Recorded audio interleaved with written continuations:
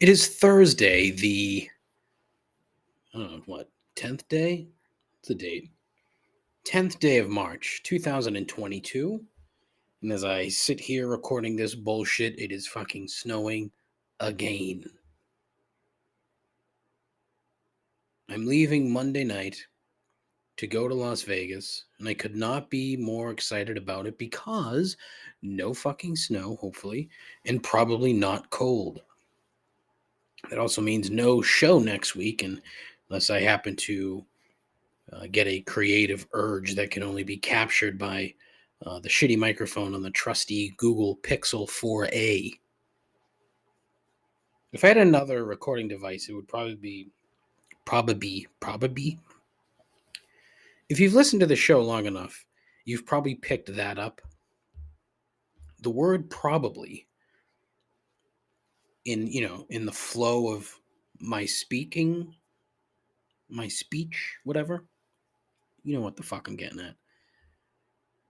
Probably doesn't come out probably 100% of the time. A lot of times you get what you just heard, probably. It is fucking awful. Of all the people that should be sitting behind a microphone, I am probably at the bottom of the list.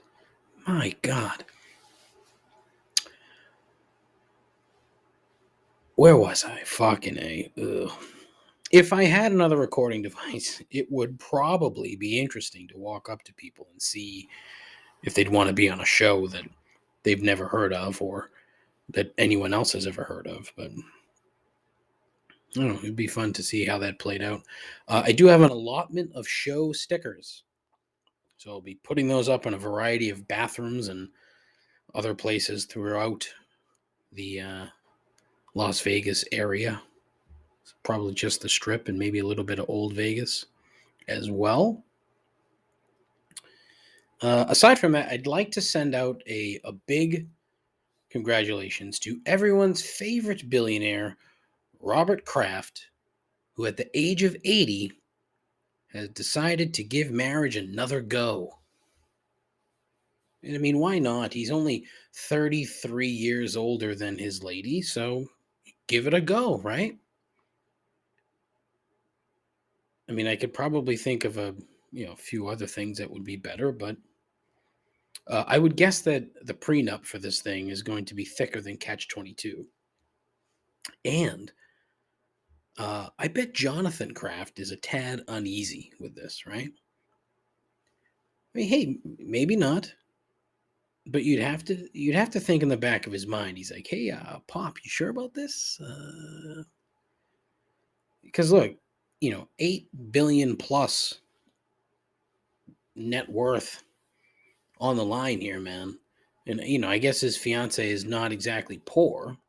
She's a well-renowned doctor of some kind. But man, 80 years old. I don't know. I could say all kinds of inappropriate things. I'm not going to. Not going to. You want to know why? Because I'm a very mature person.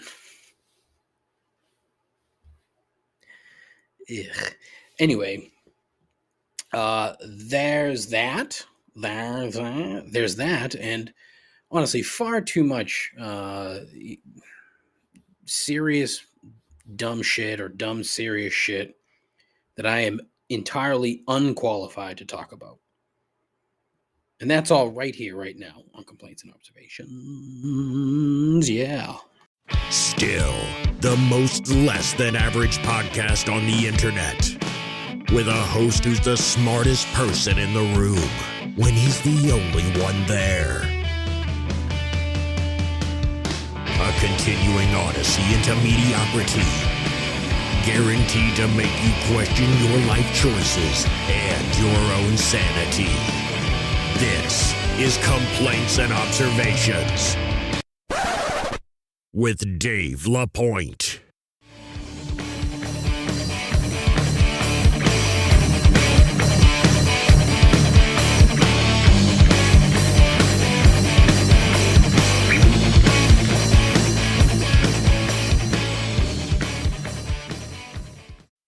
Who the hell is Dave LaPointe?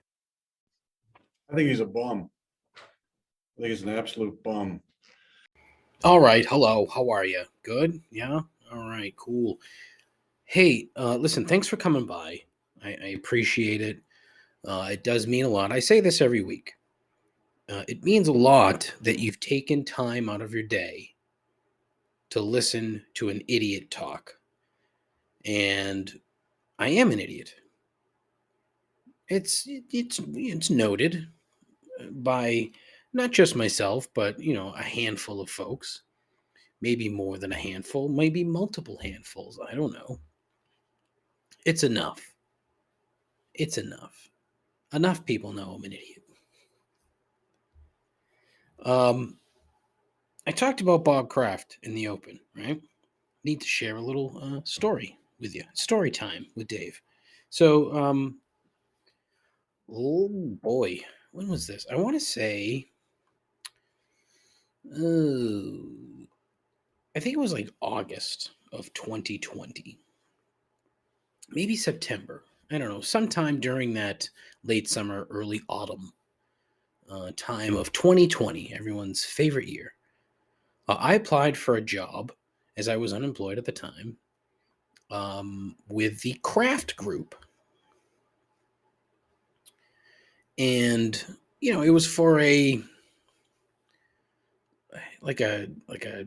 data analyst, account manager role of some kind. I didn't, at the time, honestly, I was fucking throwing my hat in the ring pretty much everywhere. So there was no, I don't want to say there was no thought behind it, because, there was. It was more, okay, I probably qualify for half this job. Let me put it out there. So I did, and probably a week or so went by, and I got the rejection email. Like, all right, whatever. Not the biggest deal in the world, because it was only about half of what I was qualified for. So fast forward all the way to a couple weeks back. I am on the fake Peloton bike in the basement, and my phone rings, and it says KAGR. I don't know what the fuck this is, so I send it to voicemail. Get done with what I was doing, pretending to exercise. Later in the afternoon is when I realized, oh, somebody called. I should probably check see the the voicemail says. The voicemail says it's so and so from Kraft Analytic Group. I'm like, oh, and it didn't really click at the time. So what I did is return the phone call, because look, yeah, I don't know. I returned the call. Anyway, so they said, we filled the role that you applied for. However, we've expanded this particular part of the business, and we like your experience. So we want to see if you'd like to apply for the job again. So like, oh wow, okay, sure, no problem. And at the end of the call, she says, your LinkedIn page says that you've worked with SQL. And I said, well, I've used SQL. I wouldn't say that I've worked with SQL. Okay. And she's like, well, what do you mean? So I said, well, there were a handful of scripts at my past job that I was able to edit to get, some of the information that I needed, some of the data. Oh, okay, great. Apply for the job. And then immediately I'm given an email that says, hey, it's a virtual interview. So I'm like, oh, fuck. These I think I may have talked about this on the show before, back when I was really trying to find a job, where you're sitting there in front of your computer, and the camera is recording you as it asks you questions. It's like, here's a question, then they give you 2 minutes to record your answer. It's honestly, it's terrible. And I went into this thing like, all right, no big whoop. I already have a job, so it's not as if I'm need this job. So I didn't really take it that serious, you know. Sat here in the office, the broadcast palace, had my fucking hooded sweatshirt on and as cold as balls that particular day. Answer the questions, and there are like some games or whatever, some fucking brain games you're gonna do, whatever, no big deal. So I did those, sent it in, no, all done. I would say 2 minutes later, I get a phone call from the same person who called me originally, said, "Hey, thank you so much. We loved your video. We loved your experience. We would like to move you to the next stage." Now it's like, all right, how the fuck are we already to the next stage? It's been 5 minutes. Whatever. So she says, we're going to send you a packet where you have to, there are a couple things that you need to do. I need it back by Saturday at noon. This was Thursday afternoon. I'm like, all right, whatever, no big deal. She sends the email, and one of the tests or one of the things that I need to do was literally build a SQL script from scratch. And I'm like, oh, Christ. I told this lady I couldn't do this. So I send her a message, send her an email. I'm like, hey, look, I can't build out SQL scripts. I mentioned that. I said I could edit existing scripts, and even that is probably a stretch at this point. Oh, you know what? Then just skip the SQL part, do the other thing, get it back to us.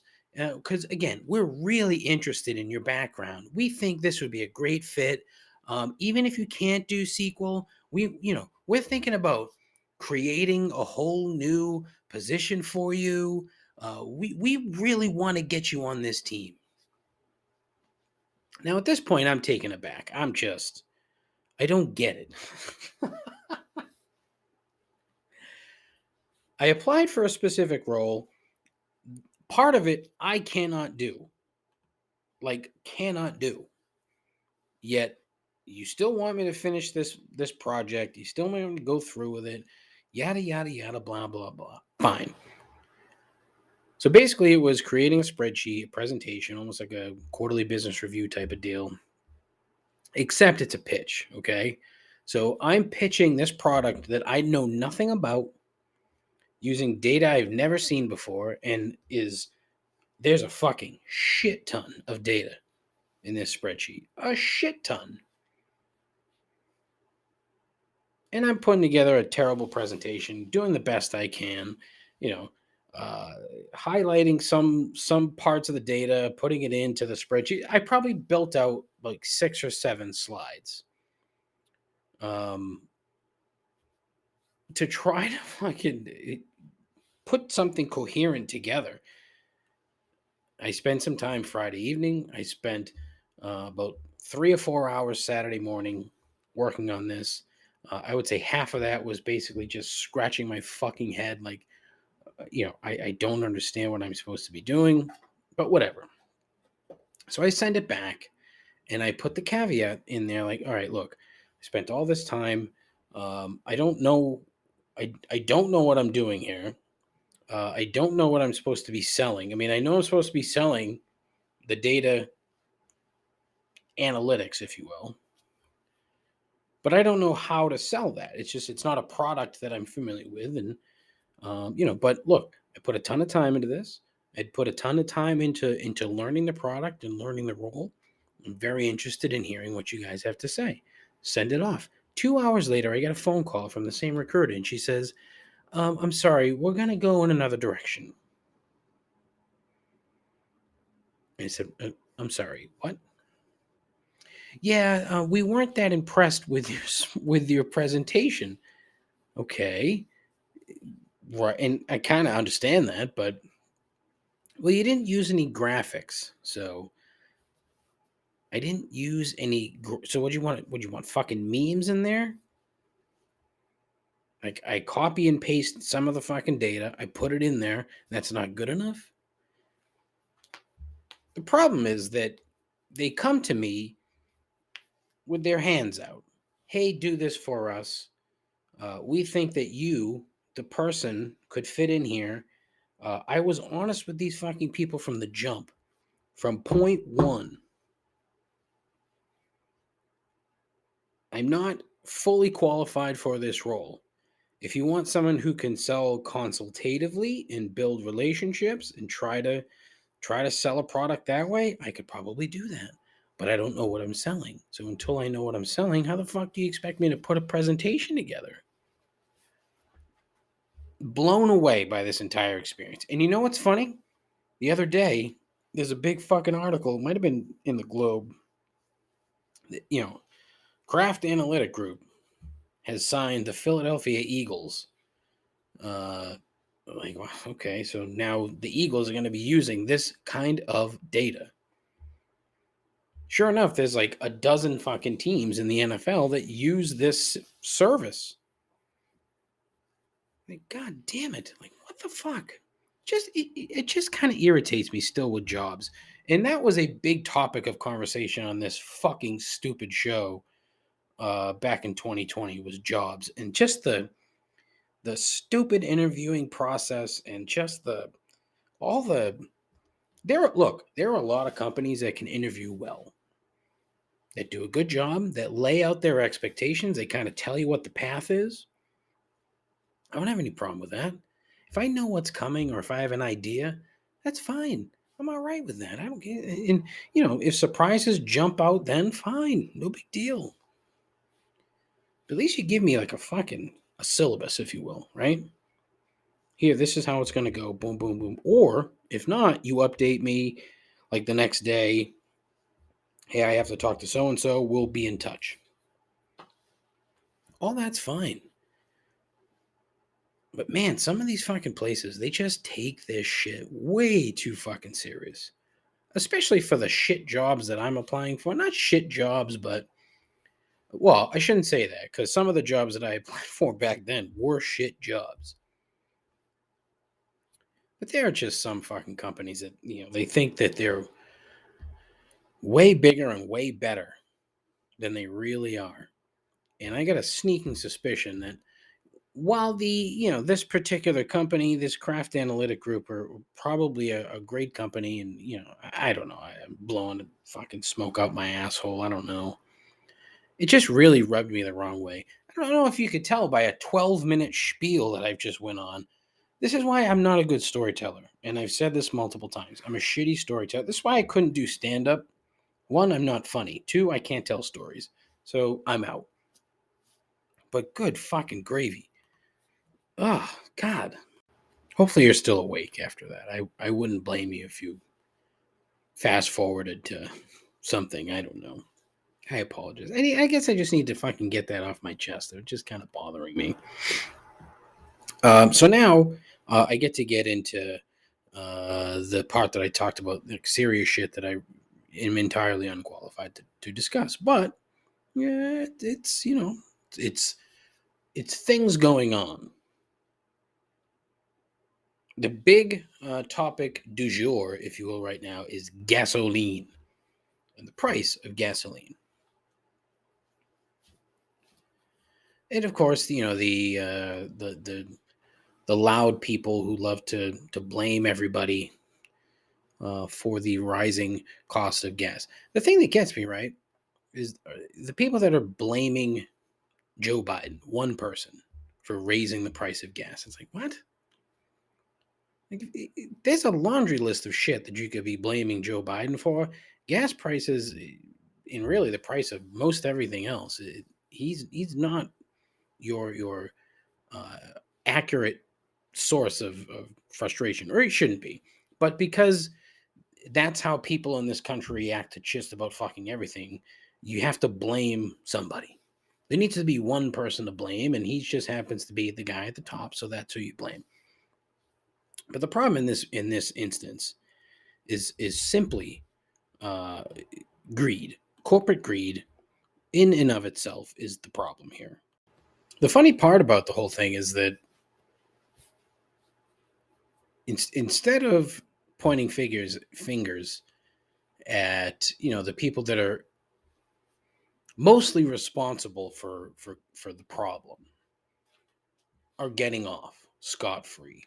No one seems to mention that. Look, maybe I'm just looking in different places than other people. I don't know. And if this is not the case, then fine, so be it. As I said from the jump, I am entirely unqualified to talk about shit like this. But when I see shit like, Exxon's profit margin for 2021 being absurdly high, the highest since 2012. I'm sorry, that's Q4. Q4, where was that? Where's my fucking notes? Well, yeah, okay. So Q4, year over year, Exxon's revenue jumped more than 80%. And of course, because of that, they're going to start buying back stock in Q1 of 2022, which just means that rich people are going to get richer. That's all.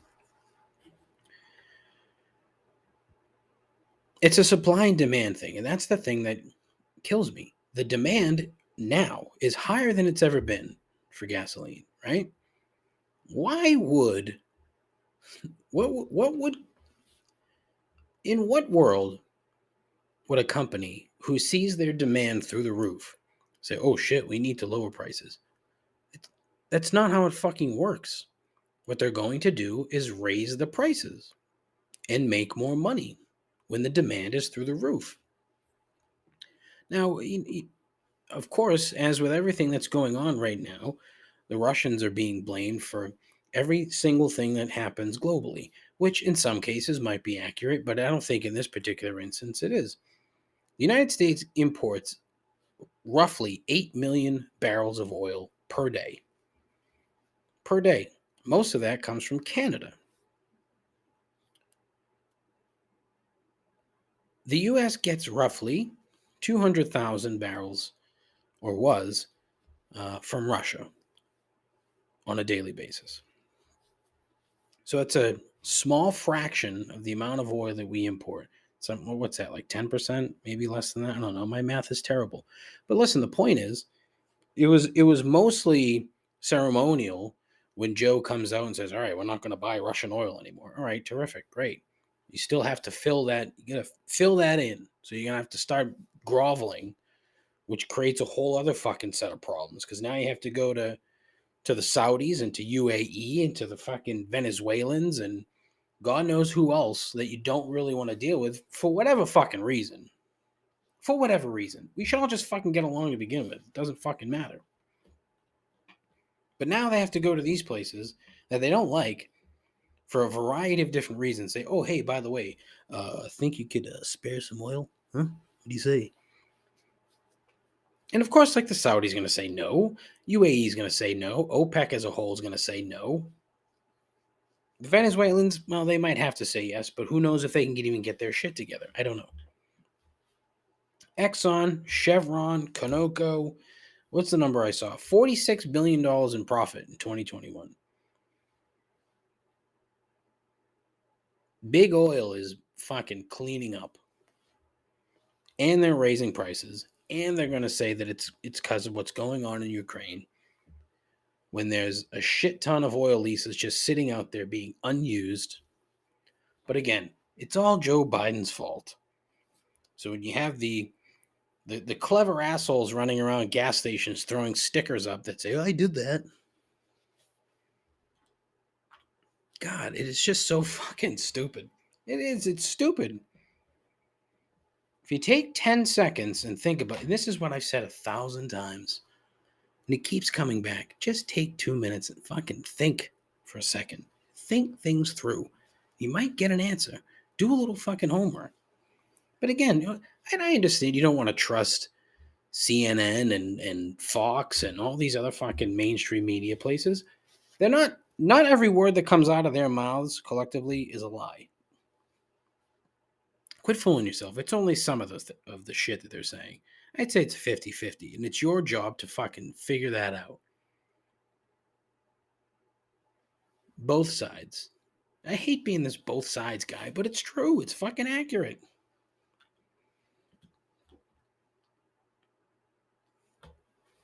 And you know what else? It literally goes for everything. You're trying to buy anything. And inflation aside, right? in theory, inflation is you're supposed to see it on the other end too. You're supposed to see the profits and the profit margins, if you will, decrease for corporations as they have to raise prices for everything in order to meet their, their not their bottom line, but in order to keep production up. That's not happening here. You're seeing companies all over the place make a fucking shit ton of money. Nobody's crying poor here. They're just raising the prices because they can.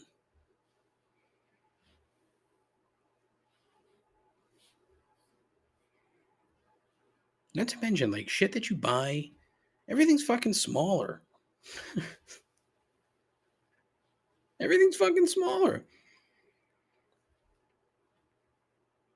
Price is the same, or prices are high, but nobody's screaming about all that, or putting unfunny stickers on like a fucking package of Oreos because the Oreos are smaller. Every fucking corporation in this country wants you to point the finger. Ugh. God, this sucks. I hate when I do this. Let me talk about serious shit. Nobody wants to listen to this crap. Man. But nobody's slapping fucking a Keebler Elf sticker on a package of Chips Deluxe saying, I did that, pointing to the fucking price of the cookies. Somebody should. Because maybe that'll get people's attention. Like, why are we getting fucked by Keebler? Here's a sticker idea. You have the fucking, what was the head Keebler elf's name? Head Keebler elf. What was his name? Ernie? That's his name? Oh, fuck. Wow. Did you know that? If you did, kudos to you. But if you didn't, you fucking learned something today, huh? Yes.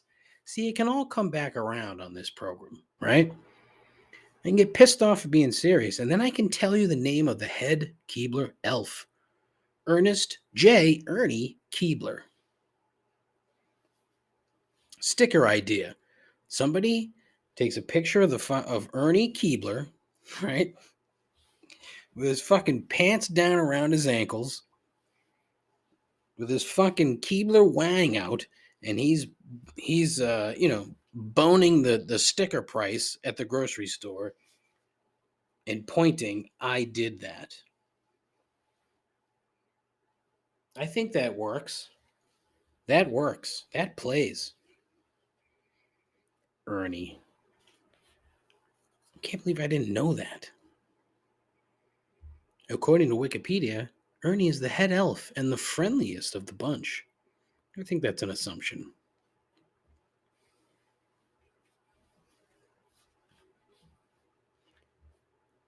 Corporate America wants you to blame anybody else. They don't want the attention on them. They want people to blame Joe Biden, Donald Trump, fucking Nancy Pelosi, Ted Cruz, all those fucking idiots.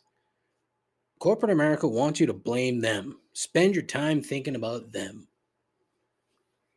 when it has so little to do with them. And more to do with the fact that your Swiss cake rolls are fucking half the size that they were 10 years ago. That's what they want you to fucking believe. Here I am doing this shit when last week one of my gripes was conspiracy theories. Oh, man, am I a fucking hypocrite, huh? And then, of course, there's the actual, war going on in Ukraine that just seems to be getting worse by the day, which is exactly what Putin wants. Like, he's going to do sick shit to try to draw NATO into this conflict. That's his goal now, because he knows that he can't just waltz into the Ukraine like I gotta stop saying the Ukraine. It's not it. It's just Ukraine. He couldn't just waltz into Ukraine and take it over in a week like he thought he could do. Because it's going to just drag out. So all he's going to do then is just keep shelling constantly. Today, Wednesday, he fucking blew up a goddamn children's hospital. Like, how fucking sadistic can you be? And his reasoning behind the whole thing is stupid. Where he said, "Oh, I'm trying to rid Ukraine of Nazis." I think, buddy, the fucking the Jewish president. I said this.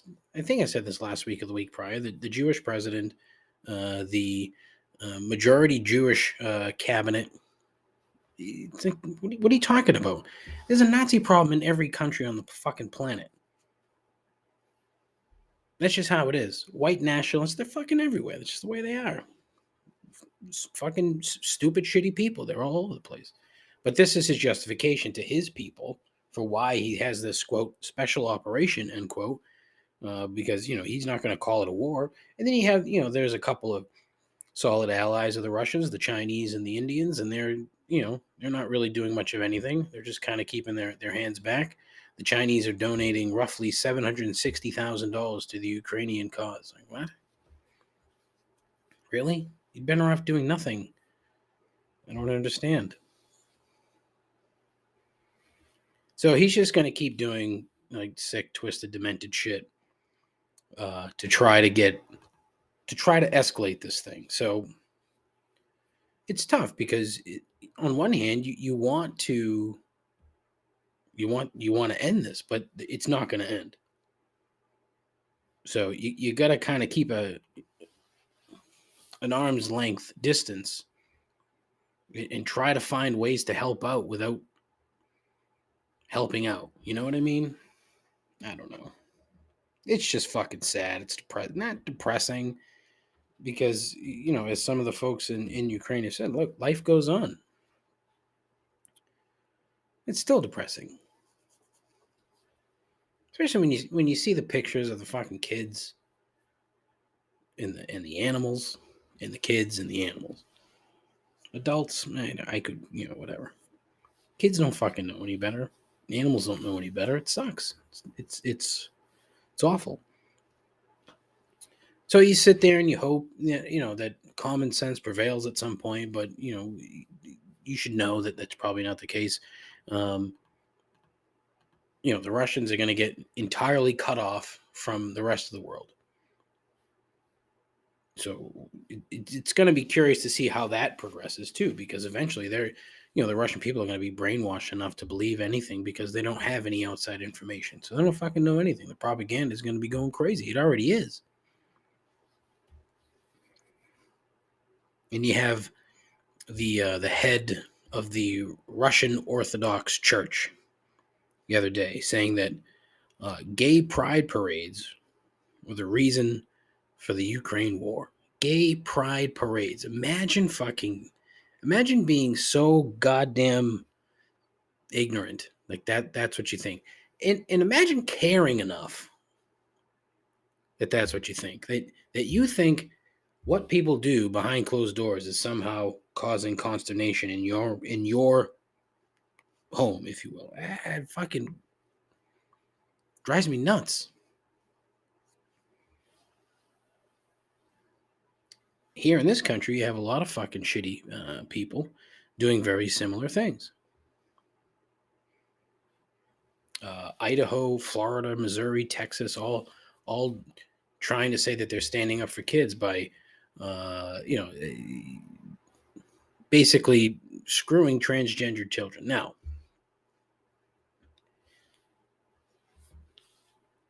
my stance on this whole thing is that if it doesn't concern you and they're not hurting anyone, why the fuck do you care? It's only done to rile up your base.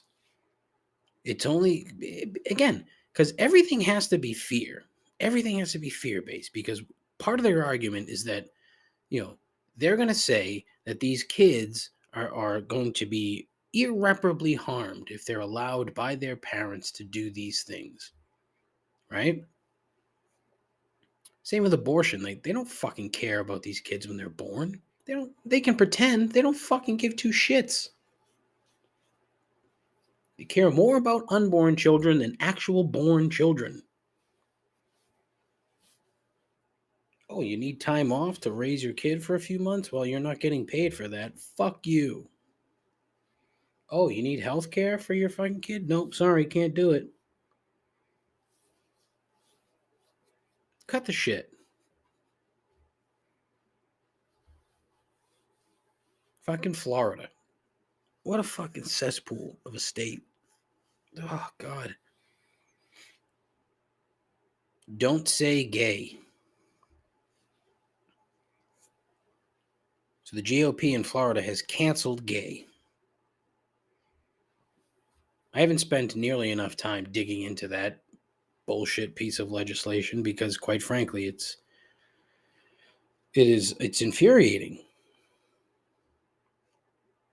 But they've gone and canceled gays. The GOP in Tennessee, they're banning books. They've canceled books. Tell me again how they're against cancel culture when they're right at the forefront. They're doing the same fucking shit that the far left is doing when they're trying to cancel Joe Rogan and try to cancel people for saying shit they don't like. It's the same fucking thing.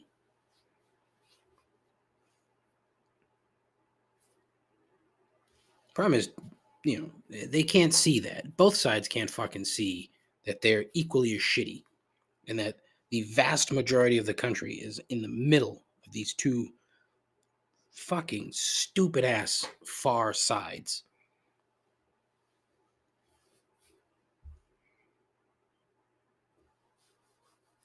It is very frustrating to those of us who reside in reality and common sense.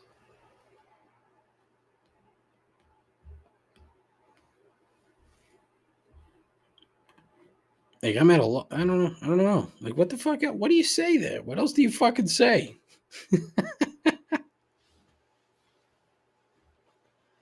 Oh my God.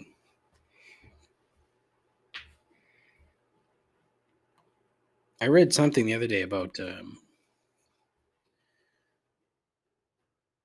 corporate entities, companies coming up with plans to get people to go back to the office. It's like, what the fuck? Why? What the fuck are you doing? Well, it's like, okay, well, they spent all this money on real estate. They have to justify the investment, so they want people to go back to the office. Even though, it's way better for the workforce in general to be able to work from home. I know it's way better for me. My office is 90 feet away from my fucking house. Not 90 feet, but it's very close.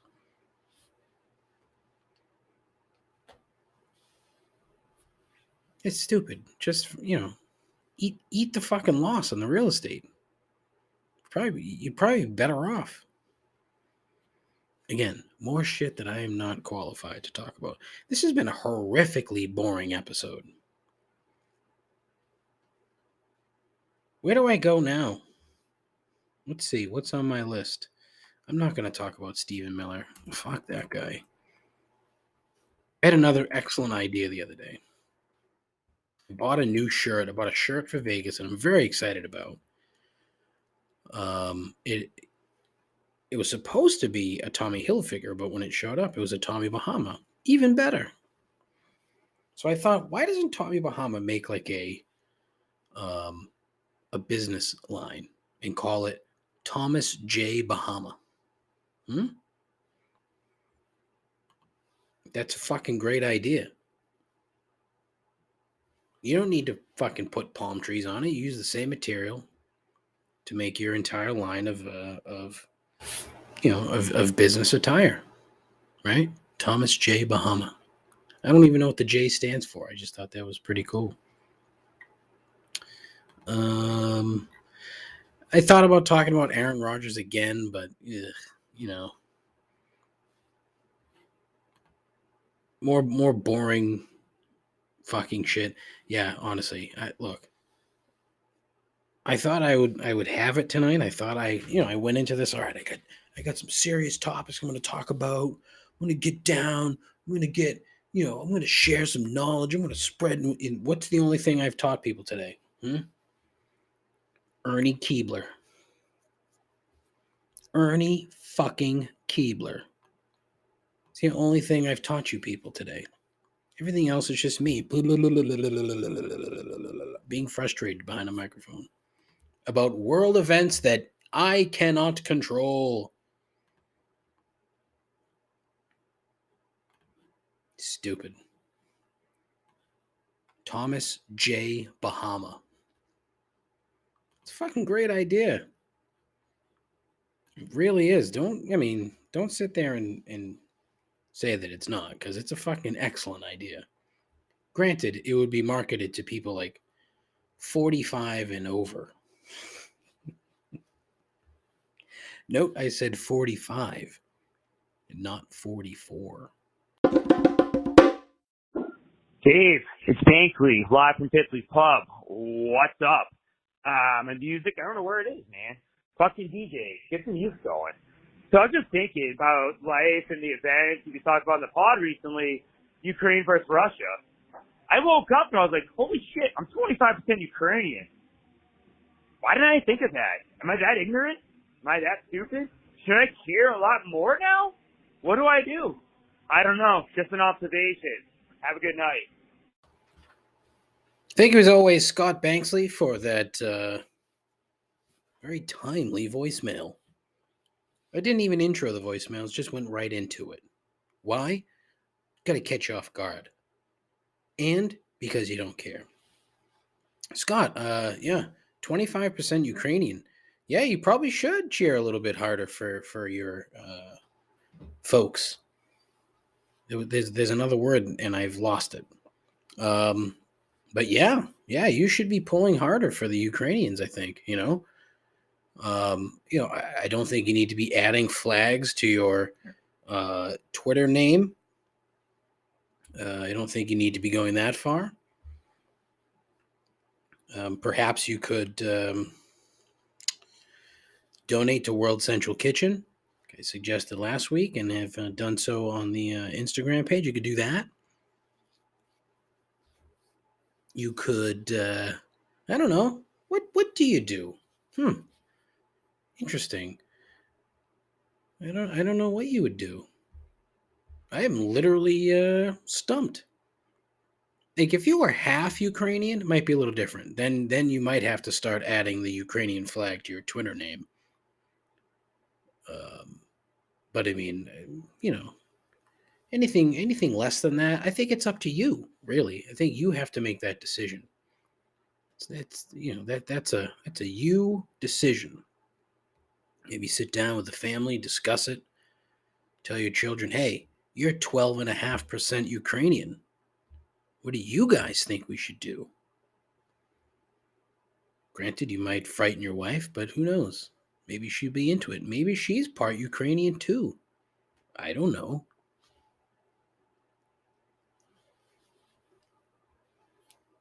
I don't want to call it a dilemma because I don't think it's a dilemma. I think it's an interesting observation that you've made, and that's the whole point of the voicemail line 617 657 4736. 617 657 4736. Now, I do have another voicemail, this one from AP Dave. Some real first world problem shit. Listen to this. This is good. Hey Dave, AP Dave here. Been a while. So I just ordered Uber Eats for breakfast. I got McDonald's, bacon, egg, cheese, McGriddle. Someone in a group text was talking about it, and I had to get it. So it got me hooked on it. But I know we've talked about Uber a lot, I feel like, on this show, when I'm taking the picture, stupid. I don't think we've talked about them delivering on a bicycle. When you pull up the app, I see that the guy who's getting my food right now is on a bike. That's not going to work for me. I don't want my food breathing in the wind when it's 20 degrees outside. I want it in a nice, warm car. Kind of a different experience, if you ask me. Really hope I'm not the only one here, but really had to share it. See what I mean? That is some top-notch first world issues. I just punched the mic. I'm sorry. When I have used food delivery apps, okay, I live in the fucking sticks. So I'm not getting bicycled food deliveries. Dave lives in the city, so he's going to get bicycle deliveries. The thing that gets me here is like, if it's really 20 degrees outside at the time when he called, which was earlier this week, 20 degrees, and you're delivering food on a bike? Like, dude, that takes balls, right? I mean, it's gotta, because you have to pedal hard, pedal fast.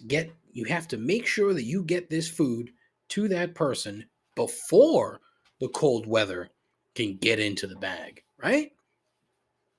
Now I wonder how it arrived. I'm very curious to find out if this food was cold when it got there.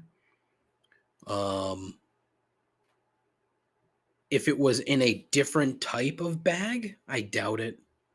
I mean, he's ordering McDonald's. It's not like they have all weather bags for their Uber Eats bicycle people. Although I wonder if the actual delivery guy has his own bag and then puts that in, almost like, remember those Domino's bags that they made a big deal out of? The insulated bags. I wonder if that's the case.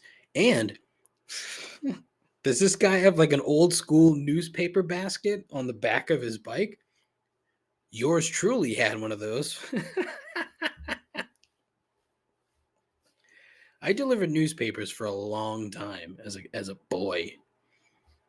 Newspapers. Remember those?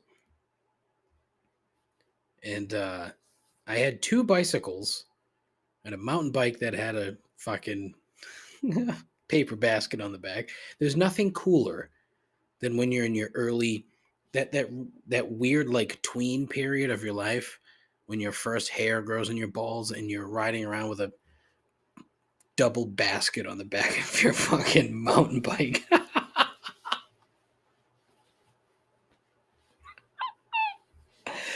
Oh man, that is so bad. But I have a lot of questions because I've never experienced the Uber delivery by bicycle. It's always been a car everywhere I've lived. Well, in the food delivery era, I've lived in 2 places. Both were in the sticks, so never had to deal with a bicycle delivery. It's an interesting question. I pose it to the audience. How would you feel about the hot food delivery on a cold day by someone on a bike? There has to be more to it, because I'm willing to bet that this person had their own like sort of setup to ensure that your food arrived hot, or as hot as it could be, because we all know that with Uber Eats, that shit showing up cold no matter what. And you have to reheat that shit all the time, especially French fries. Fuck them. Yeah.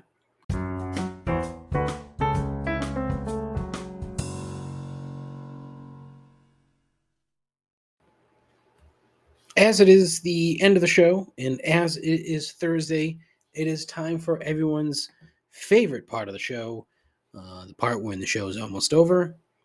It is time for 3 gripes. Thus far, it's been, 50 minutes of snooze fests and Ernie Keebler.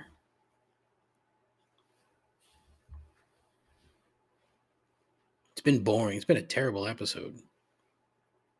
And again, every single episode is the same. They're all bad. There's always a shred of not terrible, entirely terrible. I'm sure there's one in there somewhere. I don't know. But there's still there's more to go here. So strap in for 3 lousy gripes.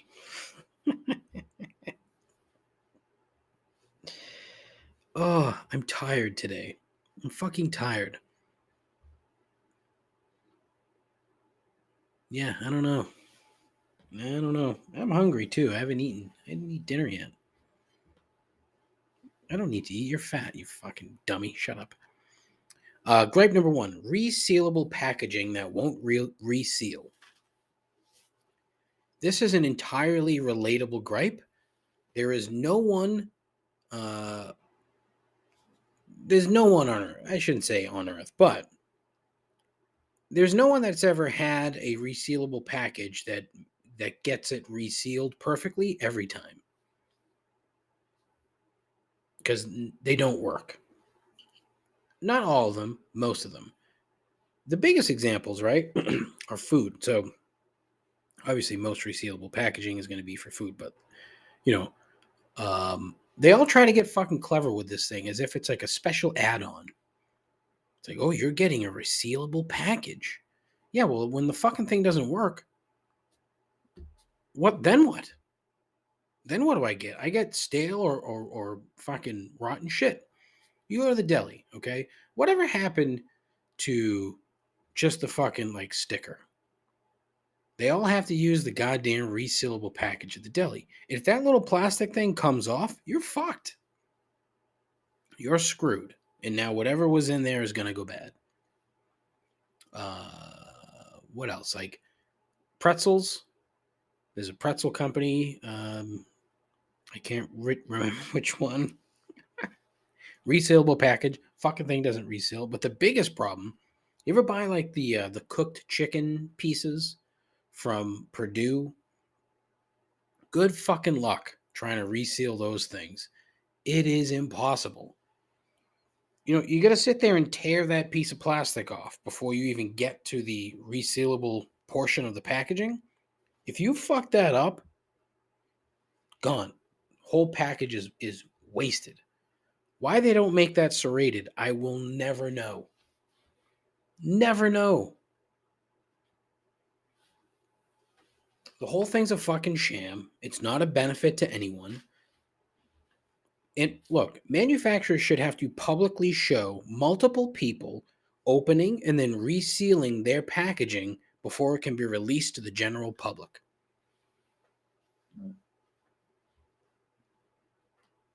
Because it fucking sucks.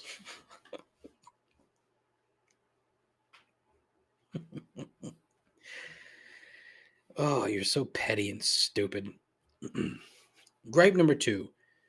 Old people who have no concept of their surroundings. Case in point, a couple weeks ago, the wife and I were at the grocery store, and it's a very busy day. So I would say like a Saturday or Sunday afternoon.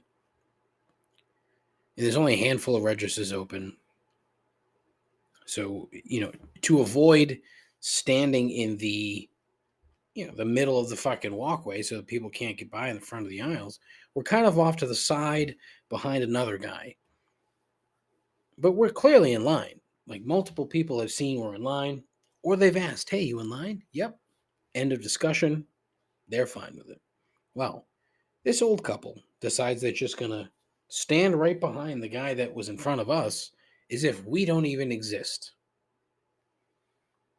No fucking clue. And we're not far away. They just don't fucking see it, and they don't fucking care. I've asked this question multiple times. What is the point in life? At what age do you just completely stop caring about everything around you? I hope I never get to that point. And I also hope I never get to the point where I can't fucking see what's going on around me. I'm sure it'll come. And I'm sure it's already on its way.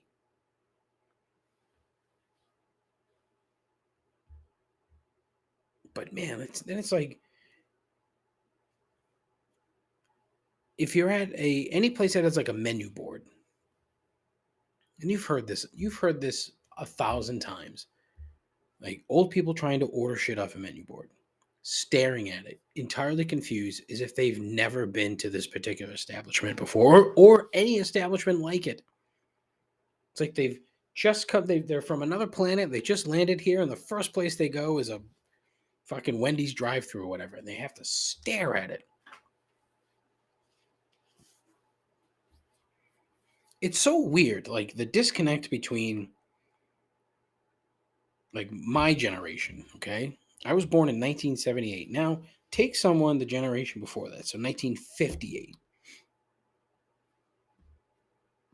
They lived a very long time before the technology that became like prevalent in my life. And so they are so far behind. They were in their, mid 30s, early 40s before they, had something that they could get into. You know what I mean?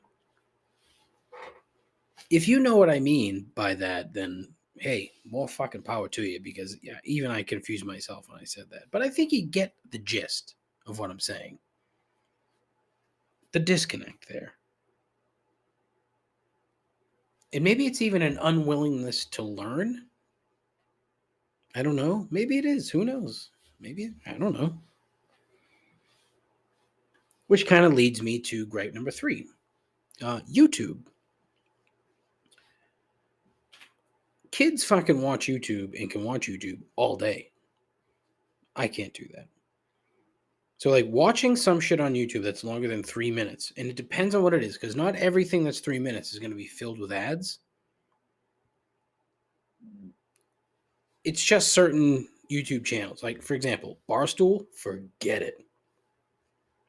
I've tried to watch this, like, Deion Sanders, Jacksonville State thing, multiple times. Sit down, try to watch it. It's supposed to be very good. But apparently, if you don't watch it live, you're fucked, because it's going to be ads every 4 minutes, literally every 4 minutes in a fucking 35-40 minute presentation. You know what the worst part is? It was the same fucking ad every single fucking time. I couldn't finish the first episode. Couldn't do it because there were so many fucking ads. And there are ads built into the fucking show. Like Chevy? Holy Christ. Oh my God, it was blatant. Like, you really needed to fill the rest of your fucking episode with more ads? Chevy didn't pay you enough? Get them to pay you more so that people don't have to sit and watch Bill Goldberg talk about Dodge every fucking 4 minutes. Because that's exactly what fucking happened. Awful. The only stuff that I watch on YouTube anyway, like Meat Church, which is like the barbecue joint down in Texas. Every week they have a new recipe, a new video. I watch that. I watch like the Pat McAfee show. I watch that, but that's live. Dan Le Batard, I watch that. So, I usually go back and watch those. And it's not full of ads because they have ads in the fucking built into the body of the program.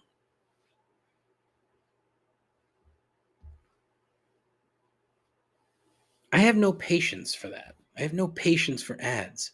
It's like, oh, well, do you want an ad-free experience? It's fucking $15 a month. You want me to pay $15 a month to watch YouTube? No, I have not gotten to that point just yet. Down the road, who knows? We'll see. But it's going to be a long time before I get to that point. That's it for the show. Show's over. And look, my sincerest apologies for the sleep-inducing program. You had to sit and listen to me ramble about bullshit that I don't know what I'm talking about. And again, it's in the intro.